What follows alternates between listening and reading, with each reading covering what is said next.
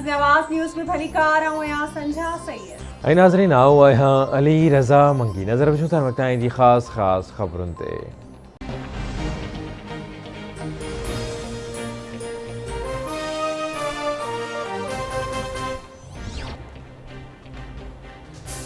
ॻुझनि इदारनि ख़त जी जांच कई आहे। जांच दौरान मुल्की इदारनि खे परॾेही साज़िश जो सबूत नाहे मिलियो। वज़ीर आज़म शहबाज शरीफ़ जी सदारत हेठि क़ौमी सलामती कमेटी जे इजलास जी पधिराई।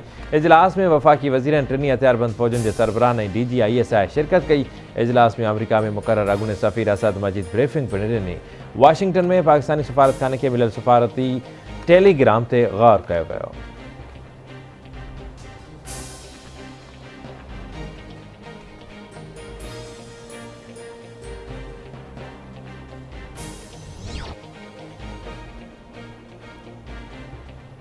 वफ़ाक़ी हुकूमत ECL पॉलिसी तब्दील करण जो फ़ैसिलो करे वरितो। एग्ज़िट कंट्रोल लिस्ट मां 3000 माण्हुनि जा नाला ECL मां कढिया वेंदा।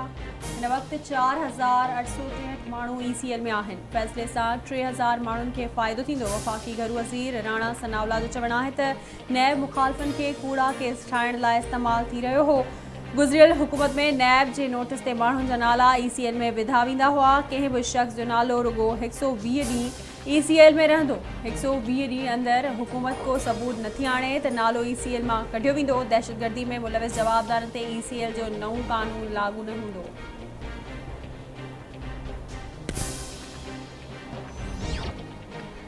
लाहौर हाई कोर्ट पंजाब जे वॾे वज़ीर जे हलफ़ बाबति हमज़ा शहबाज जी दरख़्वास्त मोकिलाए छॾी। हलफ़ खणाइण लाइ सदर खे 24 कलाकनि अंदरि को बि नुमाइंदो मुक़ररु करण जी हिदायत। चीफ जस्टिस हुकुम ॾिनो आहे त अदालत जो हुकुम मुल्क जे सदर ताईं उमाणियो वञे। पंजाब जे गवर्नर वॾे वज़ीर खां हलफ़ खणाइण खां इनकार कयो आहे। गवर्नर वॾे वज़ीर खे हलफ़ खणाइण खां इनकार नथो करे सघे।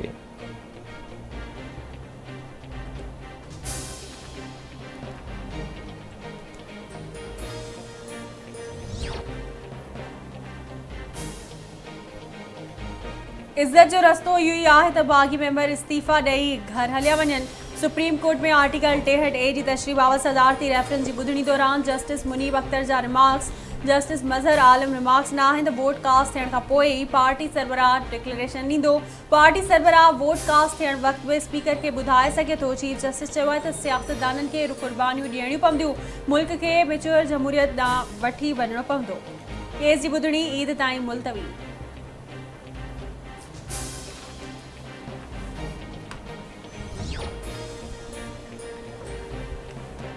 चूंडूं अवाम जो हक़ आहे। असेंबलियुनि जो मुदो पूरो थियण बाद ई चूंडूं थींदियूं।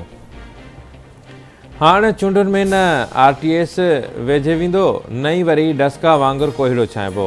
इतलात वारी वज़ीर मरियम औरंगज़ेब जी प्रेस कॉन्फ्रेंस। अॻूणे वज़ीर आज़म इमरान ख़ान खे मुख़ातिब थींदे चवे थी त अवाम जे ॻभे दवा खंड रही अटे जे चोर तूं आहीं।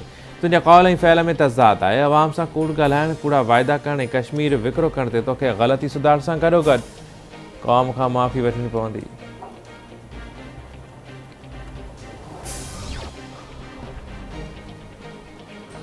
ऐं बेनज़ीर इनकम सपोर्ट प्रोग्राम खे मज़बूत करे उन में वाधारो आंदो वेंदो। मुख़्तलिफ़ बहाननि सां माण्हुनि खे स्कीम मां कढियो वियो, जेका ॻणती जोगी ॻाल्हि आहे। गुज़िरियल हुकूमत जे ग़लति फ़ैसिलनि ते नज़रसानी कई वेंदी। अहिड़ी हुकूमत खे आइनी तरीक़े सां घर भेड़ो कयो, जंहिंजो अवाम सां को वास्तो न हो। आइनी ऐं जमहूरी तरीक़े सां नई हुकूमत क़ाइमु थी। मौजूदा हुकूमत जी तरजीह अवाम खे रिलीफ ॾियणु आहे। वफ़ाक़ी वज़ीर शाज़िया मरी जी फैसल करीम कुंडी सां गॾु प्रेस कॉन्फ्रेंस।